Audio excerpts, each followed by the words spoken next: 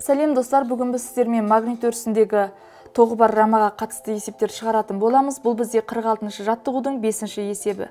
Бұлай дейді, ауданы 400 см квадрат рама біртекті магнит өрісінде дейді. Рамаға жүргізілген нормал 0,2 Тесла магнит индукциясын мен 60 градус бұрыш жасайтындай орналастырылған дейді. Рамадағы ток күші 4 ампер болса, рамаға әсер ететін айналдырушы моментті табыңыз депті. Өткен тақырыпта енді біз формуласын өткенбіз. Айналдырушы моментті қалай есептейтін? Алдымен есептің берілгенін жазып алайық. Яғни S-іміз тең 400 см квадрат дейді. Және магнит өрісінде рамаға жүргізілген нормал индукциясы 0,2 Тесла магнит индукциясы мен альфа тең 60 градус бұрыш жасайды дейді. Және егер рамадағы ток 4 ампер болса, ол жерде қандай айналдырушы момент пайда болады деген. Яғни М-ді сұрайды.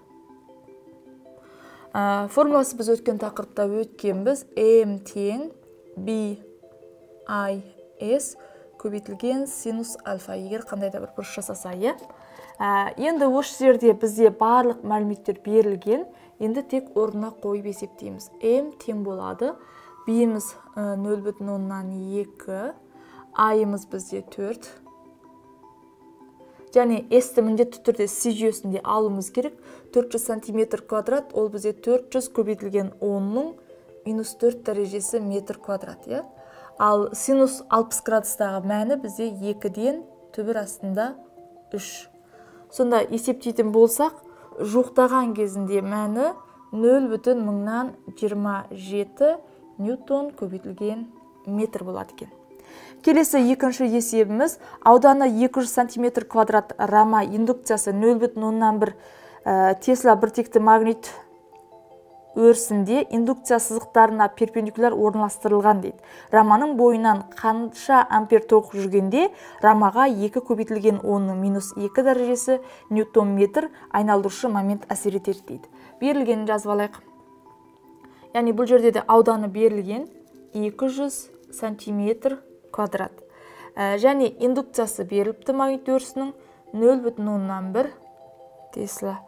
Және бізге қандай ток жүргенде М тең 2 көбейтілген 10-ның минус 2 дәрежесі ньютон көбейтілген метр айналдырушы момент пайда болады дейді. Және перпендикуляр орналасқан депті. Альфа тең 90 градус. Енді бізге табу керек, яғни ток күшінің қанша екен. Негізгі формуламызды жазып алайық. М тең BIS синус альфа. Ал осы жерден I-ды табатын болсақ, М-ді бөлеміз B көбейтілген S көбейтілген синус альфаға. Енді синусымыз 90 градуста 1-ге тең, сонда I тең M бөлінген B S деп табассақ болады. I мәндерін орнына қоямыз. 2 көбейтілген 10-ның минус 2 дәрежесі ньютон көбейтілген метр. B-іміз 0,1 Тесла. Көбейтеміз. S бізде 200 сантиметр квадрат, оны міндетті түрде метр квадратқа айналдырамыз. Минус 4 дәрежені көбейтіп. Сонда жауабы бізде шығады екен 10 ампер. Яғни бойынан 10 ампер ток жүргенде осы рамада осындай айналдыру моменті пайда болады деген сөз. Балалар, бүгін біз магнит өрісінде орналасқан тоғы бар рамаға байланысты есептерді шығардық. Яғни бұл жерде өте қарапайым болады есептері.